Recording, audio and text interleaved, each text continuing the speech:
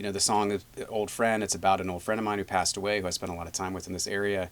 And those memories, those places served as sort of like visual triggers for memories that might otherwise be latent or forgotten. And, when you lose those, you don't have those things that kind of call you back to a time and a place. It's easy to just lose those memories. And so it was just kind of a reminder of that friend and that time period, and just a nostalgic look at the city and the changes it's gone Yeah, I through. was going to say when I listen to it, there's a sense of nostalgia that runs through the entire album, and I didn't know if that was just my take or if you sort of intentionally brought that to the lyrics. Yeah, I mean, it wasn't intentional in that I was thinking, oh, I want to make a nostalgic record or I want to make a nostalgic song. It just, I was feeling nostalgic when I wrote it, and so I just went with it. Right. Yeah. So you write the song. Do you write a song like this on guitar, I assume, or piano, or how do you start? This song I wrote on guitar, so I started with the guitar part. And a lot of times when I write a song, I'll start off with a lyric, or not a lyric, but a chord progression and a melody. And actually the original recording of this song is on my phone, like a voice memo on my phone, and it's more or less me just singing gibberish, kind of finding sounds that feel singable and feel musical that serve the melody well. So what's the original melody? Take us back to when you start out writing this. The verse. So I started with the verse, which doesn't always happen, but that I drive through these streets that I don't recognize, a city in ruins to build these high rises. That whole part. So I was just kind of finger picking that part, and just mumbling through that. Did the lyric come at the same time that the melody, or did you sort of just? No. So sometimes it's weird. Like I'll have this process where I feel like subconsciously I know the emotion that I want to convey through the lyric, but I don't know exactly what the story is yet. Right. And so I could feel the thing I wanted to say, and I was just sort of kind of mouthing my way through it as I was sitting there, in my bedroom writing the song initially. And I had some moments that felt kind of singable and sounded like phrases that would be worth keeping. But it really was one of those moments where, again, like the next day after messing around with the music and I kind of put the song down for a little while, I drove in. It was early in the morning. I dropped my son off at school. I was coming to the studio, and I passed the Dairy Queen, and that line, I drive through these streets that I don't recognize, hit me. And I actually pulled over past the Dairy Queen to the Harris Teeter. I parallel parked on the side of Central Avenue and pulled my phone out because I didn't have anything to write with, and I just typed that line into my notes. Yeah. And so I didn't, I kind of had that idea, and then before I fleshed out the verses, the chorus really came to me. That old friend, you keep me in your heart, the way I keep you in mine. That whole thing. And so then I kind of worked backwards once I built the chorus and finished out the verses. There's another song that's sort of like taking you on that journey that I personally was going through during that period of time where I was trying to figure shit out, Well, and not to oversimplify it, but you're talking about a song that's at its core about change, and you're going through the pandemic in 2020 or whatever it is, which is arguably the biggest change in our lifetime. Yeah, right? So absolutely. I think there's an obvious connection to what was going on outside of your own head in the studio and everything like that. Yeah. It's like I'm driving, and in that moment, it was like, not only do I not recognize this city, this street, this neighborhood that, that I'm in, that I spent a lot of time in high school growing up, but I didn't recognize the world around me. Like I don't recognize the state of the world. Everything felt different and new and foreign. We're all experiencing something for the first time in our existence. And so, it's like a lot of confusion. And so that the song definitely taps into that. And there's a thread of that throughout the record where I'm just asking myself those types of questions, like old man questions, questions that you start to ask when you're a dad and you've lived a little while, you have some experience. Well, and it's a cool concept in the sense that everyone's got some old friend, whether it be an actual friend or some reflection on something that's familiar and comfortable to them. So to me, when I first heard it, I didn't immediately go to, a person necessarily, but something that was important to me, something that had some value over a period of time. Right. And it immediately went to that sort of place of nostalgia. So I think people can relate to that. Well, let's listen to it. Maybe that's going to take us to some other questions. So set it up for us here. We're here in Susu Studio, Plaza Midwood in Charlotte. We're in the control room. What are we looking at here? So this is the Pro Tools session for Old Friend, and I produced and recorded the song here along with the rest of the record. Took it to the Loft in Chicago to mix with Tom Schick. So things changed a little bit, but this was basically my rough mix that where when I was sending stuff to Tom, sending stuff to you, sharing it with everybody. This was the state of the song at that point. So it's not a final mix, but you're hearing sort of a general. So let's maybe listen to a little bit, and then we'll pause and talk about what we heard. Perfect.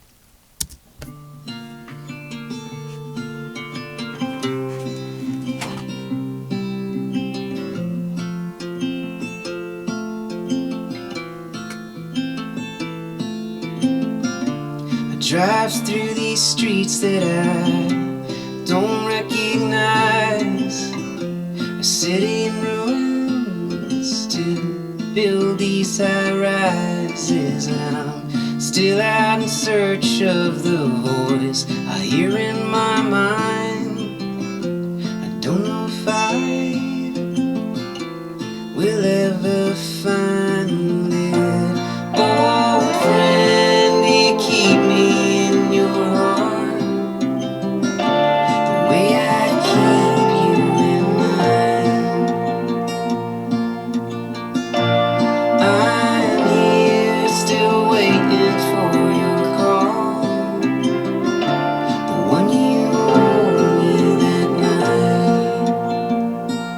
With my right foot heavy on the gas, heavy on the gas. If you're going somewhere, I'll be right here with you on the track, with you on the track. If you're going somewhere, I'm with you out on these streets where. Yeah. Very cool. So let's start at the top. The acoustic guitar. That's you playing that Yep. throughout. Yeah, that's me. I immediately, when I heard this, I went to a place of sort of Americana or some sort of roots, sort of a treatment. How about influences in terms of sound and production? Were there any artists or references that came to mind? My head immediately went to Ryan Adams and some of his, well, not only earlier, but even some of his more recent stuff.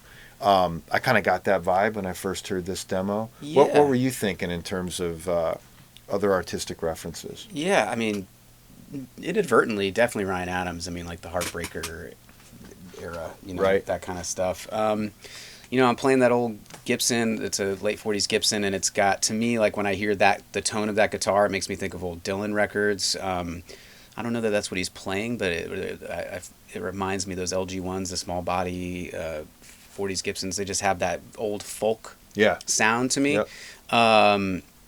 So, that kind of thing. I was listening to this guy, Andy Schaaf, a lot, actually, when I started working on this song in particular. And not that just the gentle approach to the dynamics of the song were definitely, that was an inspiration. Just the way the record, The Party, I think is what the record's called. But everything's just so, like, he takes you on a dynamic journey, but in a way to where there's very subtle dynamic movements. Yeah. You start I wanted it to start real intimate with a solo guitar and vocal. Real intimate at the Yeah. beginning, and then you start to hear some other stuff going on. So I hear some slide guitar. Who's playing slide guitar? Where does that come in? So that's Jackson Smith on slide guitar. He's doing some slide and some little interval arpeggiated stuff. And then we obviously have your vocal out front. It sounded like female vocal, harmony vocal with you. Yeah. Tell us about that. So that's my sister, Krista Scavone, on the vocals. And that was a bit of a challenge. Not that she did great. She came in here and nailed it. But she's not a singer professionally, or she's never done any singing in a recording studio or in front of an audience or in any capacity outside of. I think she auditioned for One Play when we were kids, and she sings in the kitchen a lot. You know? So that's interesting. Most people aren't thinking of their sister initially when they're thinking of bringing someone in, especially when, by your own admission, she doesn't sing that often. So what made you think of her, and how did that come about? Speaking of the nostalgic aspect of the record and the song in particular, one of my most fond memories from childhood is singing with my sister. We spent a whole lot of time singing together. You know, summers when my parents were at work, and you know, she was like the Partridge Family. Like the Partridge Family, yeah. So she's a few years older than me, so you know, she would be responsible for keeping an eye after me, you know, during the day while mom and dad were at work, and we would sing together. And one thing in particular, and I talk about this a lot, but "Wind Beneath My Wings," great song. Bette Midler. You know, I remember us, you know, having duets. We would watch movies and we would sing along, and we would Beaches. That was from Beaches, and you know, so I knew she had a great voice, and I loved singing with her as a kid. So I thought, well, this song's about a person, an old friend, you know, that was special to me, a city that's important to me, that I have this nostalgia for the city and growing up here, and for this relationship I had with this friend of mine. And, you know, I'd love to bring in another person that's close to me. Originally, I sang the harmony. But, you know, my sister, you know, what better person than my sibling, you know, my sister to come sing with me, and just to create another layer of just that intimate connection that I don't know. Was she enthusiastic about it at first? She was enthusiastic. Did she think you're crazy? She was enthusiastic about it, but terrified. She was really scared of the idea of coming in here and singing. Just nervous about it. So I sent her the demo I did of the song, and she was, you know, she listened and learned the part, and I was like, look, we'll get together in your living room, we'll play through the song, I'll bring my guitar over. If you sound like shit, I'll be honest with you, and we'll move on. No hard feelings. And she's like, no problem, you know. And I thought she sounded great. And so I was like, you got this. Let's just go do it. Let's not overthink it. And so, you know, maybe later that week or a week later, she came in and sang a few takes, and that was that. Let's keep listening. Yeah. I'm with you out on these streets where we used to run. The city was ours when we were young men, when we were in search of that unreachable high. How does that work? So Jackson's a Detroit-based musician. How do you get apart from Jackson? He didn't come into the studio here, so talk us through that. So that was really cool. So Jackson played on the Hotcakes record I did years ago, record I did in Detroit with Al Sutton. He was a part of the band that Al put together to back me up, and so we stayed in touch. And at some point, he had reached out to me, you know, on social media or something, and was like, "Hey, if you ever need me to play on something again." He kind of had put that bug in my ear. Now I'm like, I'm not going to forget that. And so, because I love his playing, he's a great dude. So I hit him up early on after I'd finished this song. So we recorded the rest of this, other than there's a couple overdubs, my sister being one of them, live. And after that, I reached out to him and I said, "Hey, I've got a handful of songs. I'm working on a new record. I'd love for you to play on it." He's in Detroit. We're in the middle of a pandemic at this point. So I knew the chances of him coming here were next to none. Chances of me going there were next to none as well. So I just was like, "Hey, how could we make this work?" And he said, "I've got a little home recording setup. It's modest, but I could definitely get some guitars tracked." And I remember at some point he was messaging with me, asking questions about some of the songs, and he's like, you know, his kid is at home, so he's got, you know, no childcare, and he was doing like daddy daycare essentially, you know, while his son is playing in the other room, just tracking guitar parts, you know, for me in the kitchen or something. And so and what's interesting is there were some limitations. So all of his guitar he did direct, so he was going direct, you know, DI into his interface with a little, like I said, a home recording rig, and he sent me those DI guitars with a reference of the effect, like the processing that he did, but also a dry signal, so just the direct. So then you guitar. have to replicate. So what I did was I reamped the guitars, you know. So in here I've got his tracks, and I ran them through a Supro, a little combo amp. So he gives you direct. He tells you what he did as a reference, and then you have to recreate it. Essentially, is that? Well, he the way gave to me think just about it? his initial thought, and and so what I did was I used I reamped it, which basically means I just took that direct signal and sent it out of Pro Tools into a guitar amp and back into Pro Tools, mic the amp back in, and and I kind of gave it my own treatment with some, gave it some reverb, some ambience, and kept it real simple. I mean, there wasn't a lot of crazy post-production processing done on these tracks. Well, this song's almost got a live feel. You're playing the acoustic guitar. We talked about the vocals. You've got Jackson playing slide guitar. I assume Jonathan Erickson played drums on this. Jonathan Erickson played drums. Stacy Gleaser played bass. Matt Braniff played piano. And the way we did it was really cool. We had done a session. The three of those guys and myself, and actually Dan Hood had played on it with a local artist in town. Another Charlotte musician, right? Yeah, great musician in town that used to play in the Noises 10. And we had done a live EP for this woman in town where I tracked in here because I was engineering, so I was operating Pro Tools. But other than me, the rest of the band was in the live room, all just in a circle facing each other.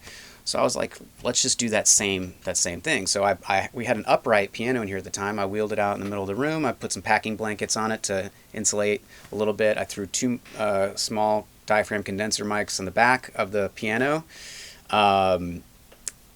Stacy played upright. He stood right next to Jonathan. Jonathan had the drum kit out there in the live room, and the three of them tracked out there, and I sat right here with one mic on my guitar, one mic on my vocal, and so that was just sort of a question from a novice on this. When Stacy's playing upright right next to Jonathan, when you have a drum track recorded, is Stacy's bass bleeding into Jonathan's drums? Yeah, there's some bleed. I did a DI. I mean, that gives it a live feel, right? I mean, but yeah, I did two signals from the bass.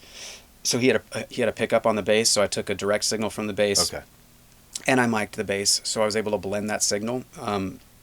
But the whole concept was, there was no getting away from bleed. The idea was embrace the bleed. Yeah, embrace the bleed. Let's let there be. It's like a football coach sometimes says. Yeah, is that right? So yeah, the piano was going to have drums in it. The drums were going to have piano in it. There was going to be bass.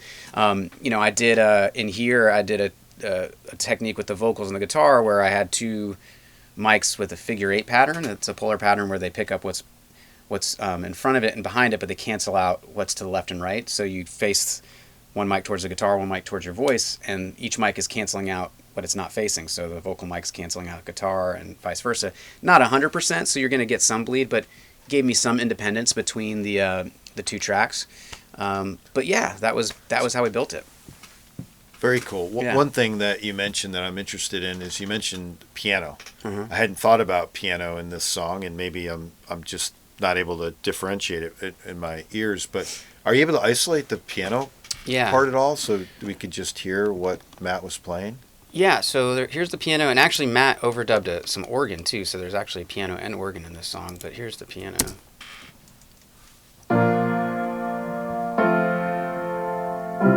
It's real simple. Oh yeah. Just blocking the chords. Yep. Gives it some texture. Mm-hmm. And as we get into the song, and those later choruses, we've got the organ. Oh yeah. Just to give it a lift. Totally.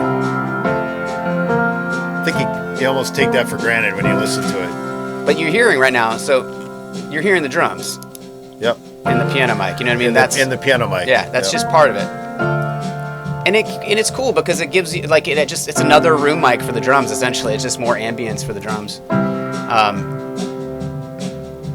You hear the bass a little bit in there too. Yep. So yeah. All right, let's listen to the rest of the song real quickly. So if you can go back there. Around, somewhere. Yes, if you're going somewhere, I'll be right.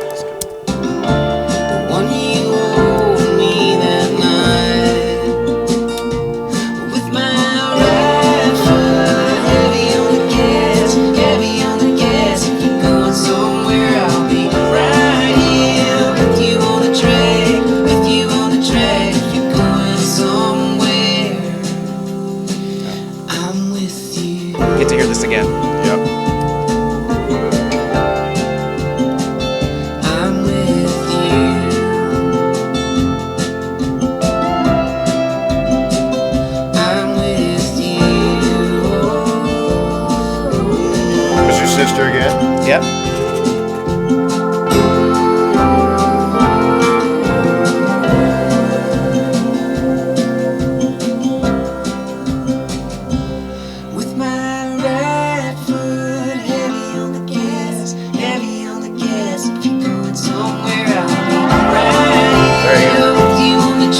Big lift there. Yeah. If you're going somewhere with my right foot heavy on the gas, heavy on the gas. If you're going somewhere, I'll be right here with you on the track, with you on the track. If you're going somewhere, if you're going somewhere, if you're going somewhere.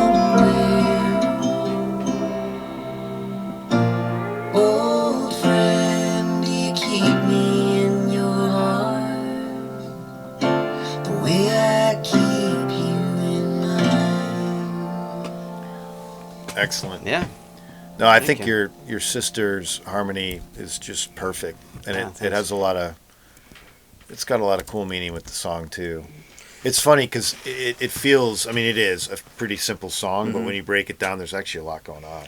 Yeah, yeah, it's deceiving. There's more happening than you think. And but at its core, it's guitar, bass, drums, and piano. It's just a Yep. 4-piece. We overdub the organ, we overdub the harmony vocals, and Jackson obviously, but yeah, I mean it does what it needs to do, and we didn't want to. I just didn't want to make it more than it needed to be. I wanted to keep it simple and keep it intimate. I'll tell you, as someone who has lived the creation of the album with you and has had the chance to listen, this is a song for me that I said this earlier, but I kind of took for granted. Like it was always a good song, Yeah. but because it was so simple and it felt so straightforward, I sort of moved past it when I listened to the album, Yeah. and then found myself coming back to it. Right. So I think it has incredible bones to it, and I think as a first release, it's absolutely perfect. I do agree that it's a little different than the rest of the album, but I think it's got that commonality with where you're going with some of the other songs, which complements, some of the rockers and other more complicated arrangements that you have going on. But Yeah. but I think it's a fantastic first release, and really kind of a timeless song, which I think is probably the whole point. Yeah, I was going for that. I mean, it's hard to achieve, but that was the idea too, is just to make something that just felt like a classic, classic singer-songwriter song, that could withstand the test of time, Yep. Yeah. Well, good. Well, I think that wraps us on talking about Old Friend, the first release Cool. from Jason Scavone's upcoming album, Catastrophic Dreams. Sounds good. Thanks for talking through it. Absolutely.